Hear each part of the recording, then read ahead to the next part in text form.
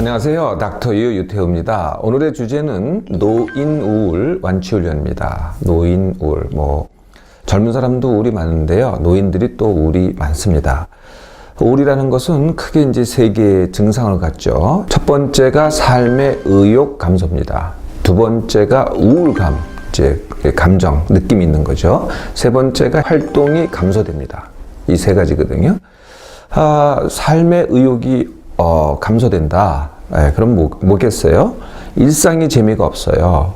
일도 재미가 없고, 놀기도 재미가 없고, 먹는 것도 맛이 없고, 사람 만나기도 싫고, 다 재미가 없는 겁니다. 그러니까 의욕이 자꾸 감소되겠죠?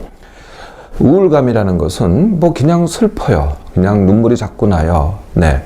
그리고 이렇게 덧없이 느껴지고, 가슴이 뻥 뚫린 것 같고, 허무하고, 무가치하고, 이런 느낌이 계속 드는 거죠. 더 진행되면 어떻게 되겠어요? 살고 싶지 않다. 죽고 싶다. 그리고 더 나아가서는 자살 생각이 나는 거죠. 이거를 갖다가 어떤 사람들은요, 한탄하기도 해요. 내가 잘못 살았네. 이렇게 한탄하기도 하고, 또는 누구 때문이다, 뭐 때문이다, 라고 이렇게 원망하기도 하고, 이게 이제 전부 다 우울감에서 오는 증세입니다. 활동의 감소, 실제로 보면은요, 말을 어떻게 하든 간에 아무것도 안 해요. 그냥 무기력해져. 그냥 느릿느릿 아무것도 안 하면서 이제 간신히 먹는 거나 간신히 하고 활동도 없고 일도 안 하고 사람도 안 만나고 하는 일이 없는 거예요. 이게 이제 활동 감소입니다. 이렇게 이제 노인 우울이 있잖아요. 근데 이게 전부냐면은요, 노인들은요, 이미 다른 많은 문제가 있어요. 이미 다른 많은 문제. 이게 뭐냐면은, 첫째, 건강이 안 좋아요. 다른 말로 하면 질병과 고통이 있죠. 두 번째, 할 일이 없어요. 세 번째, 만날 사람이 없어요. 네 번째, 빈곤해요. 이 문제를 하나를 갖고 있던 여럿을 갖고 있던 다 갖고 있다는 거죠. 질병과 고통은 대부분 뭐겠어요? 만성질병, 고혈압, 당뇨, 콜레스테롤, 이런 거 보통 한두 개씩은 다 갖고 있습니다.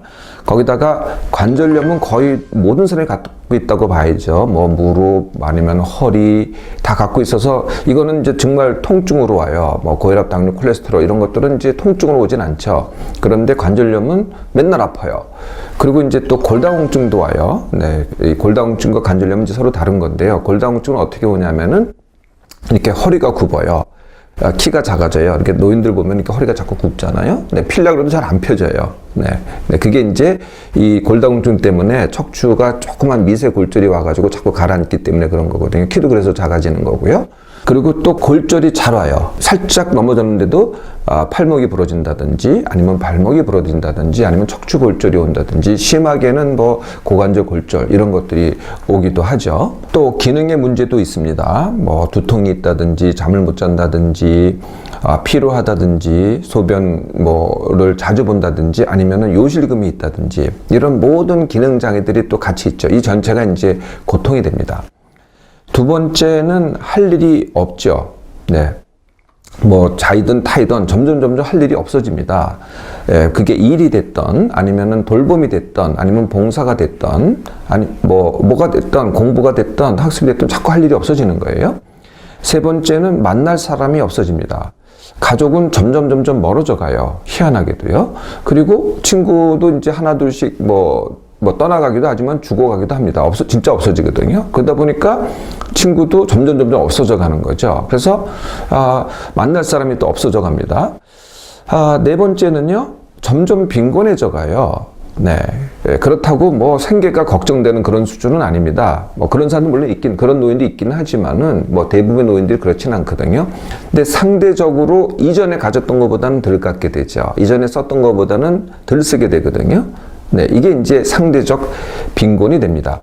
이 모든 것들이 이 나이가 있으신 분들이 어떻게 해석을 하냐면은 이걸 상실로, 나 이제 끝났다. 좋은 시절 다 끝났다. 이렇게 보면은 그게 이제 다시 우울로 이어지는 거죠. 제가 지금 우울하고 그다음에 다른 많은 문제들을 한꺼번에 얘기했잖아요. 어떻게 생각하기에는 우울이 이 모든 문제의 원인이라고 생각할 수가 있어요. 그래서 우울을 이제 해결하면은 이 문제가 해결될 것이다.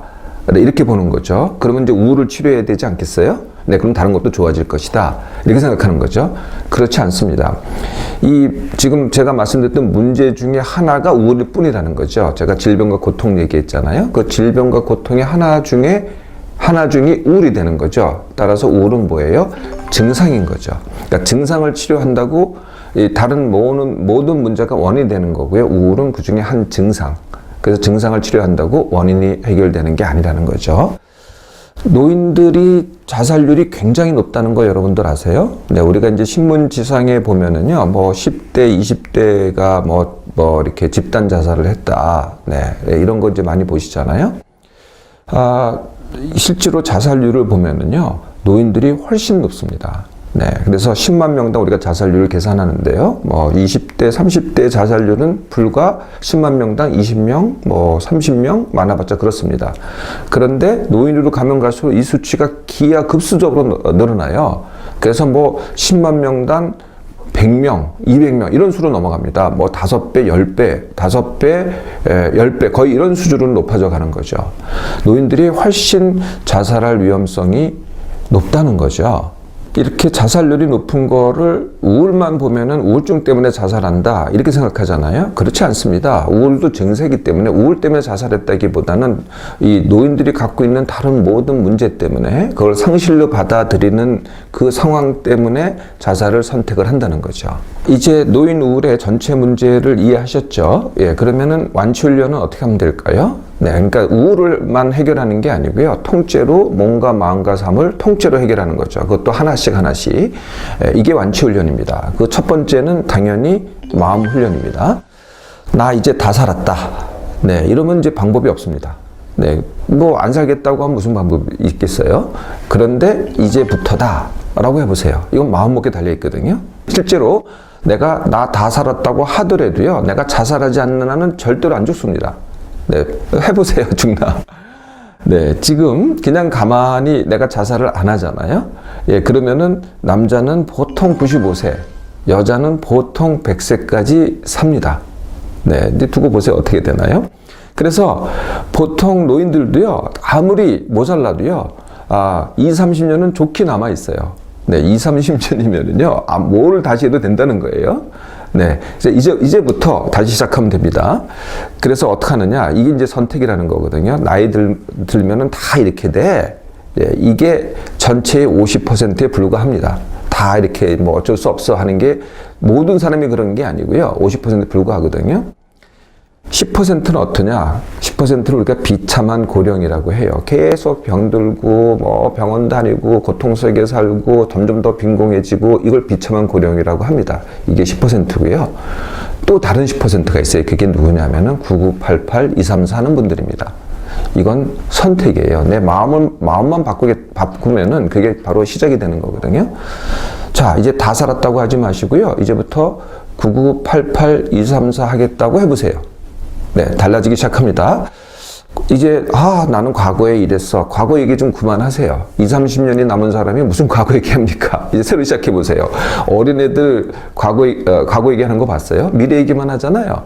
네, 왜 내 미래가 없냐 하면은 내가 과거 얘기만 하기 때문에 미래가 없는 겁니다. 지금부터 미래 얘기를 시작하라는 거죠. 계속 질병, 고통, 무의미로 살 것인가, 안 아프고 신나고 의미 있게 살 것인가는 이게 바로 선택이라는 겁니다. 이 마음 훈련이 거의 모든 것이라고 보면 됩니다. 이제 마음을 달리 하시잖아요. 네, 그 다음 속도는 쉽습니다.